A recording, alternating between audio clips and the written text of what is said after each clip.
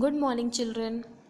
Today I am going to start your ninth chapter, that is nutrition in living organism. Children, what is nutrition?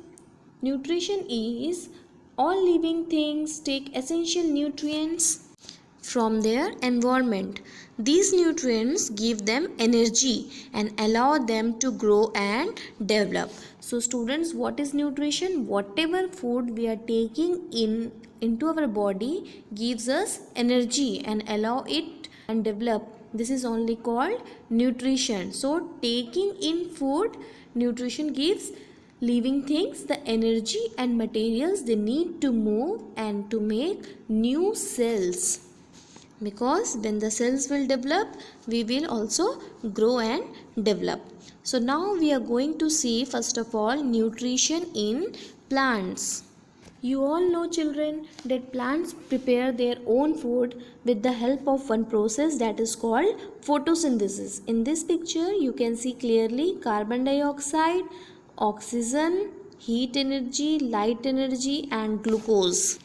So in the process of photosynthesis, carbon dioxide and water in presence of chlorophyll, that is one green color pigment present in the leaves of the plant, and in presence of sunlight produce carbohydrate, that is a form of starch, and oxygen gas is liberated. And what is the use of oxygen gas? That oxygen gas only we human beings are taking.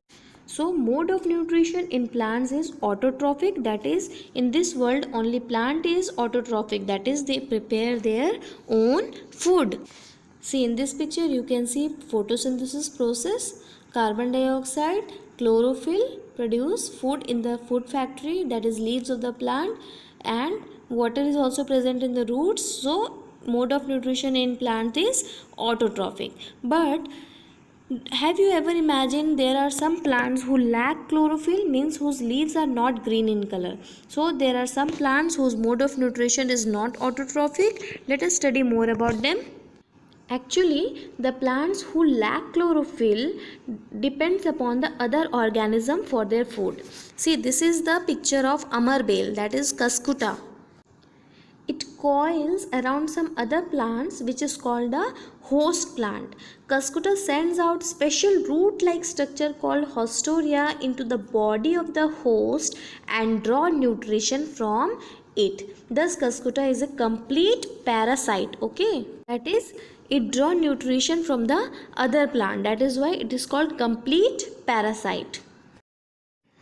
Children, the other type is the microorganism and the fungi which obtain their food from dead and decaying materials are called saprophytes. One of the example is mushrooms. In Hindi we call it kukurmutta. It is growing on dead and decaying matter, especially during the rainy season. They do not have chlorophyll at all, that is why it is not green in color. Children, there are few types of plants who manufacture their own food but also obtained a part of their nutrition by ingesting insects.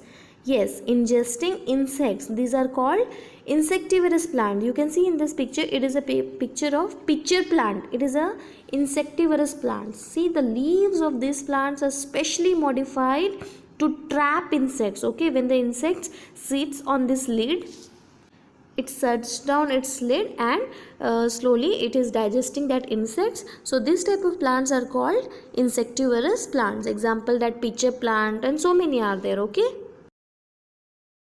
now I am going to tell about you that's about symbiotic or symbiosis. Symbiotic relationship is the plants, some plants are found in marshy areas and they are deficient in nitrogen. Okay, so hence they meet their nitrogen requirements from insects. Yes, insects. So nodule like structures are found on the roots of leguminous plants like pea, gram, like that. Special kind of bacteria, you can see in this root, special kind of bacteria living in these nodules fix and convert atmospheric nitrogen into nitrogenous compound. These nitrogenous compounds are useful to the plants.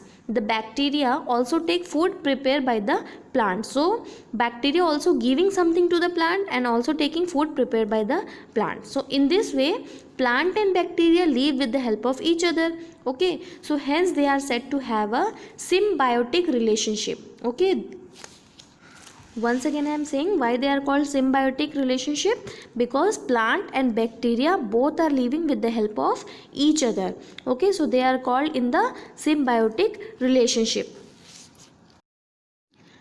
Now we are going to learn about nutrition in animals. Children, I told you earlier also, animals are called heterotrophs because they can't able to prepare their own food.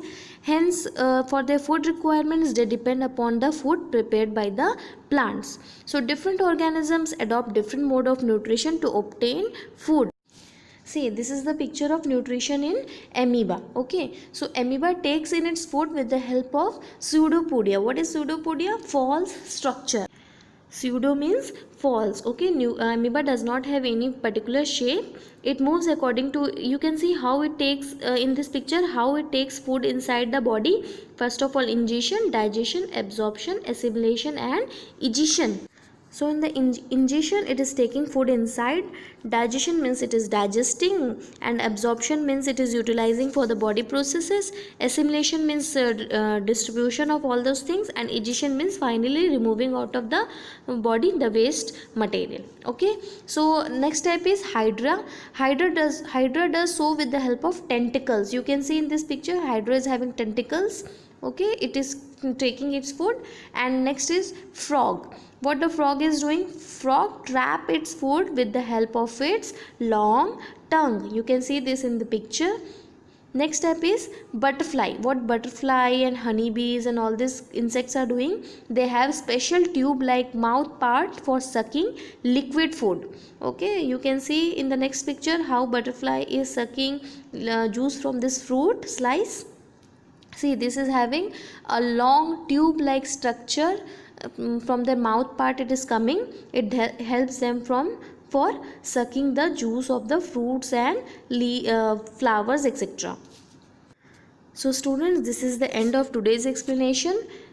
Still more about this chapter I'm going to teach you in the next session. Okay, till that time, goodbye. Thank you.